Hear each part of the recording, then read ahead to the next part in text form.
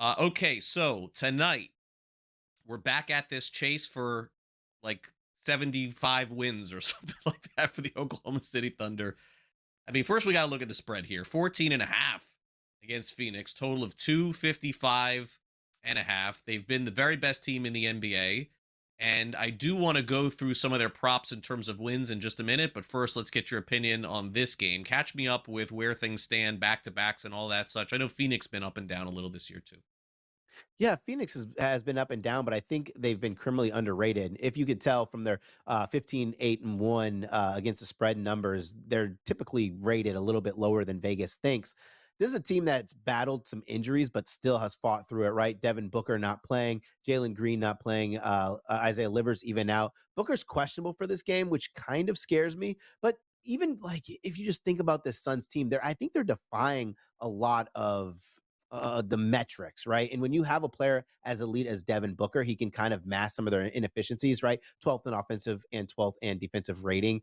They give up too many points to the guard positions, and they're not strong enough in the paint, in my opinion. And now they're playing against a Thunder team that God, I feel like they're never going to lose. It's kind of sad. It's kind of embarrassing, I guess, to them to say their one loss came at the hands of the Portland Trailblazers. You wish it would come from literally anyone Right. else than the Trailblazers. Maybe against the Timberwolves, you'd be a little bit more excited. But this is a really interesting match, right? Because neither team is remotely close to full strength. It's a 14 and a half, 15-point spread. And it's an NBA Cup game. I think the Cup probably is going to mean a little bit more to the Thunder than it will to the Suns. So if Devin Booker's not 100% and they get down early, I think it could be one of those games where they pull the plug early. All right. I do want to take a look before we do props at the total wins and the odds for the season for Oklahoma City. So 75 wins is 6-1. That's the projection right now as it stands. Most feel that they won't hit that number, Brad, will somewhere between 71 to 73. But there are other numbers that I've seen that have them winning more than that. I mean, is there value in jumping on a 6-1 at 75 wins? 73 is the all-time record. I just feel like 75 is set there as the perfect number because it's one past the record. And I feel like if they are that dominant late in the season, you're going to see guys like SGA. You're going to see guys like Jay Will, who was banged up and missed time at the start of the season, really take some time off and kind of get healthy throughout the end of the season and really make a push for another NBA Finals. I don't know. I don't think I'm going to bet that. There was a 70 price out earlier in the season that was really nice, but Right. now we're 24 games in and we can't bet it, I don't think. Yeah. Do you like any props in this one tonight on any of the players?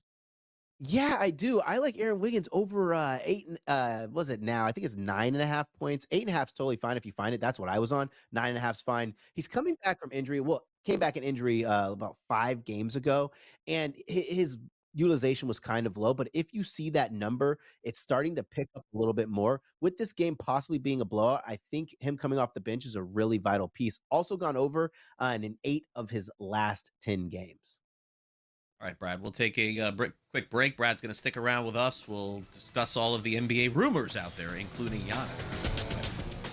Also, one quick note for the NFL before we get back to Brad Thomas. Jaden Daniels, who is officially out this week for the Commanders. The Commanders are saying that he could return at some point, either next week or maybe for the end of the season. So we'll see. But Daniels been banged up all year long in Washington, clearly out of it.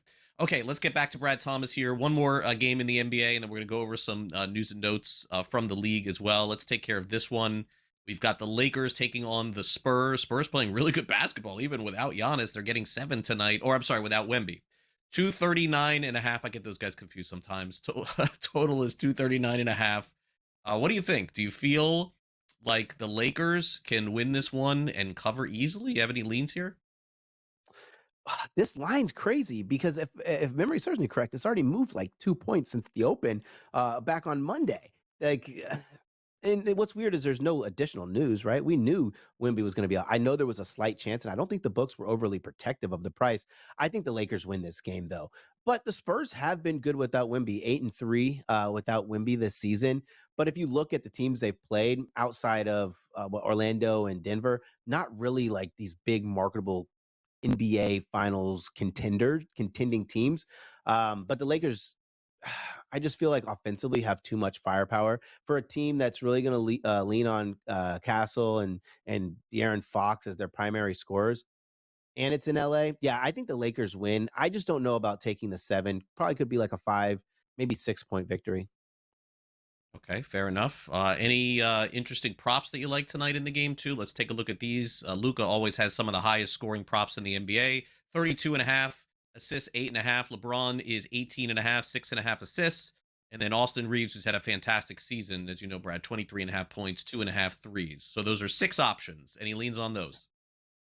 I actually am going to pass on all of those guys because I think they're all a little bit either too high or they just have too much volume to fade, right? Like you can't fade Luca, and you certainly can't fade Austin Reeves, even though his utilization is going to be down with LeBron back and healthy, but he's just been playing such good basketball. I actually would lean closer to Castle over 13 or 14 and a half points, depending on what number you get. He's averaging since Wimby's been out or while in Wimby's been injured in his career, Castle's been averaging 16 and a half points. And the Lakers are just really terrible at defending guards, 26th in the NBA in points allowed to guards, both shooting and point guards. And I was initially going to say De'Aaron Fox because it's a good buy low spot for De'Aaron Fox. But if you look at De'Aaron Fox in big game situations, sometimes he takes them over, but more times than not, he is the facilitator, he is the creator, which leaves Castle more than available to hit his 14 or 15 points, whatever number you need.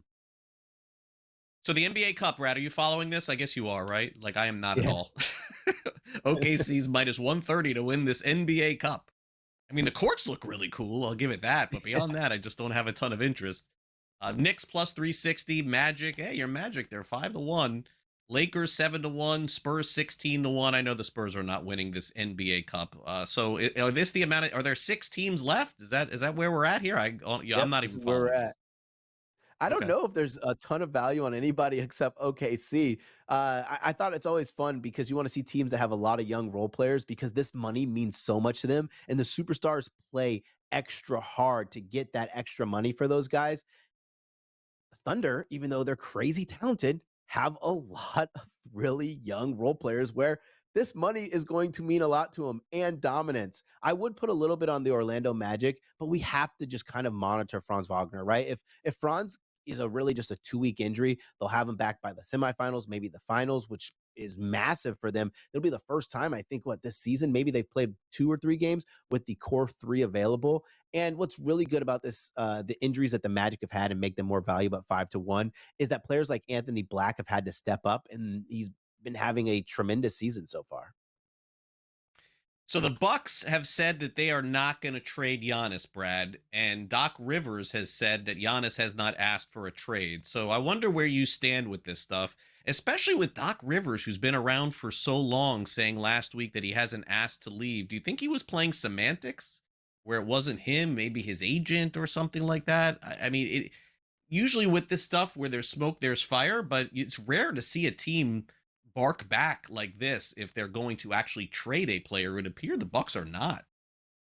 I think Giannis, like in his heart, wants to stay, but I also think his mind is telling him that this team, their championship window is gone. And even if you see the comments that he made about these players need to take basketball a little bit more seriously, like that is some really high level stuff from a player who's desperate to stay. He's basically saying that I need you guys to focus so we can get better, we can improve because I don't want to leave.